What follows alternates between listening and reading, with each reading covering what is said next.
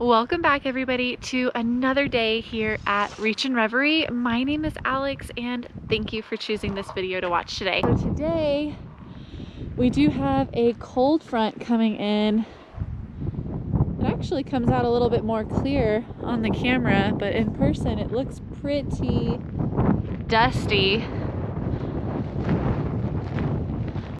Now I know you guys can hear the wind. I did actually put a new case here on this camera, which is supposed to help a little bit with the audio quality.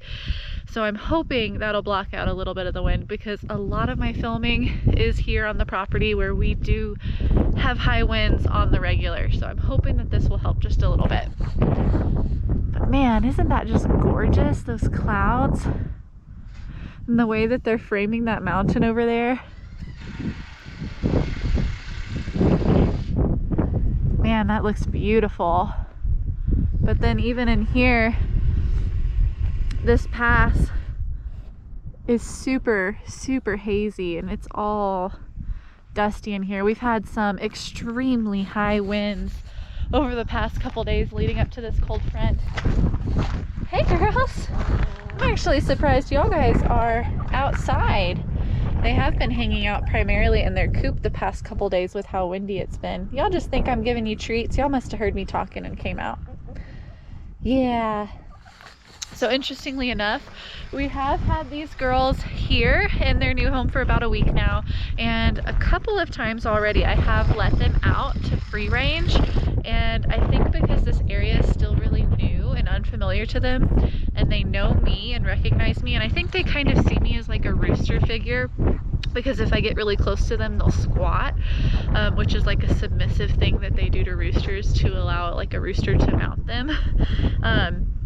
But they've been following me around the property, so as I'm doing some chores around the property or working on some things out here, the chickens are staying pretty close. So I thought that was kind of cool. So when I let them out, they typically will be within sight of me and follow along, but I am keeping them in today. We are about 45 minutes from sundown, and I don't want to have to worry about wrangling the chickens while we're getting ready for potentially our first freeze. So today's November 4th, and we are estimating the lows tonight to get down to about 35 degrees. However, we are outside of city limits, and here outside of town, I think we stay a little bit cooler than in town. So there's the potential that tonight could be our first freeze. I don't know when this stopped filming, but let's try this again. So the last time he did the skirting, we're going to do a more permanent skirting this go around, but last time he did have something that could easily be added on and removed by using a snap kit.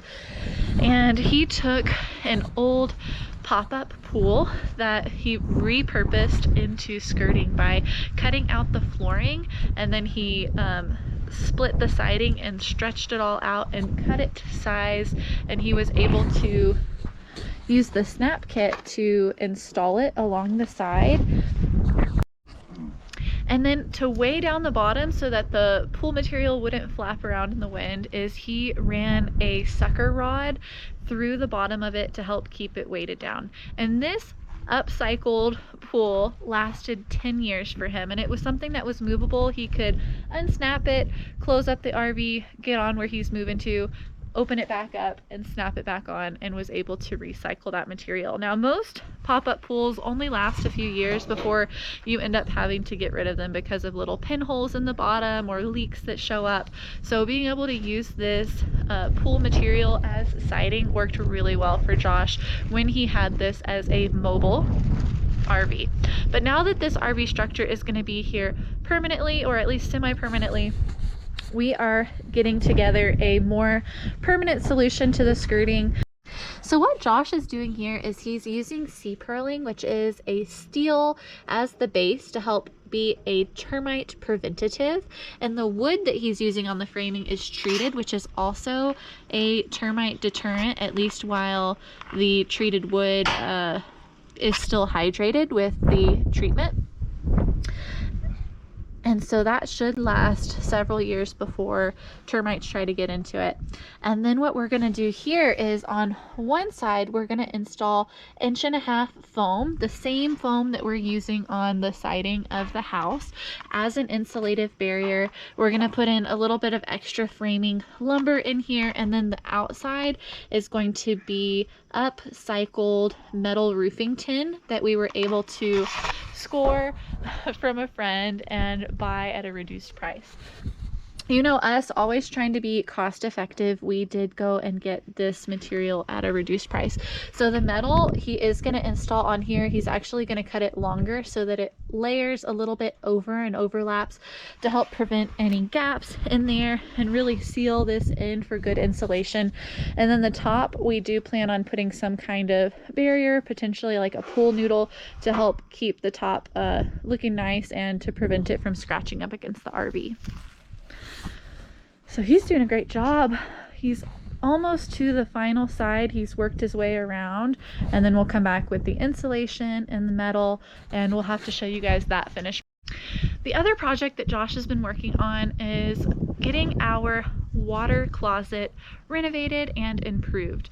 We are going to be increasing the size of our water closet, as we are going to be adding extra filtration to this water closet, and we'll show you what that looks like when it gets complete. But I wanted to show you guys this step because it's kind of cool how we really like to cinch it where we can, save money, and upcycle material so that we're reducing the waste and the materials that we're really throwing away by putting them into our projects that we're creating.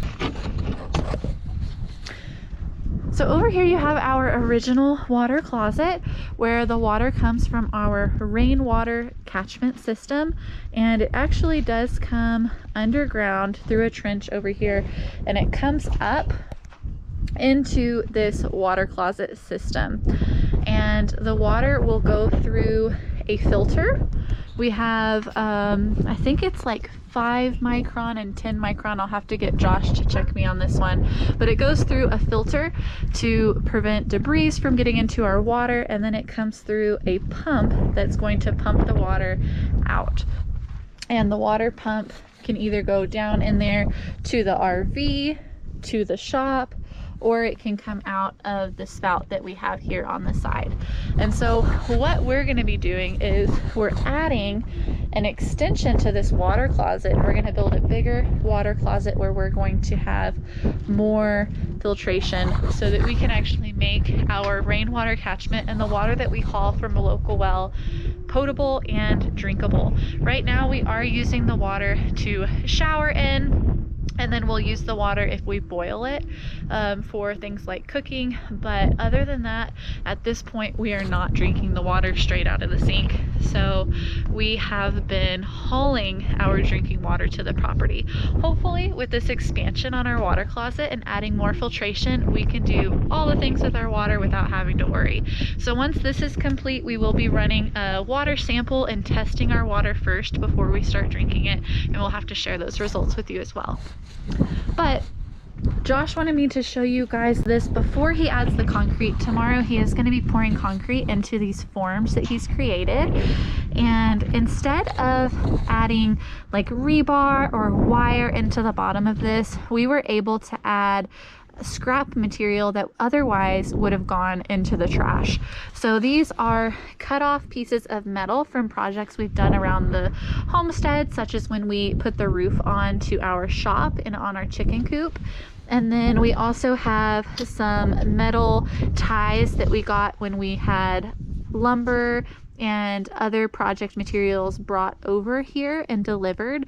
They all come cinched with these metal straps to help keep them nice and tight and safe for travel. So Josh is going to be pouring the concrete in here tomorrow, and this is going to help keep it all strong and together and make some nice concrete pad material. Now try to ignore some of the storage that we have under here, but we are also planning on framing in this space, essentially where you see his seed purling going across here and back. And this is going to be like essentially a little storage shed that we're going to have in here as well. We'll probably line the bottom with something like blocks to keep everything up off the ground, out of the dirt, away from the termites. And then we're thinking about putting doors on the front, probably a couple of 2-foot doors that can swing out so that we can get in here and have some extra storage and utilize this space and keep some of our storage items out of the weather. We have thrown around a couple ideas for this space, so we'll have to keep you updated in future videos, but some of those ideas potentially include having a window to moderate moisture levels and potentially having a door under here that can open up with a heater to help keep the bottom of the RV heated and warmed up to help prevent our pipes from freezing and maybe warm up our winter floors just a little bit as well. Isn't that just gorgeous? A little bit hazy, but we'll take it. It's beautiful. We love our sunsets and we try not to miss a single one. But as the temperature's dropping, it has got to be like 40 degrees now. It is so cold for this West Texas gal. I'm gonna run inside and finish making dinner. I have been making a nice hot soup for dinner tonight so that we can get those cozy fall vibes as the weather comes in, and it's really starting to feel a little bit more like fall today. So I'm making a chicken and vegetable soup with a creamy potato base, and it is going to be really good. So I'm gonna get inside and check on that. We don't want the pot to burn. And thank you guys for hanging out with us today and every day that you do, and we will catch you guys on the next one if I don't break my ankle falling in a pig hole.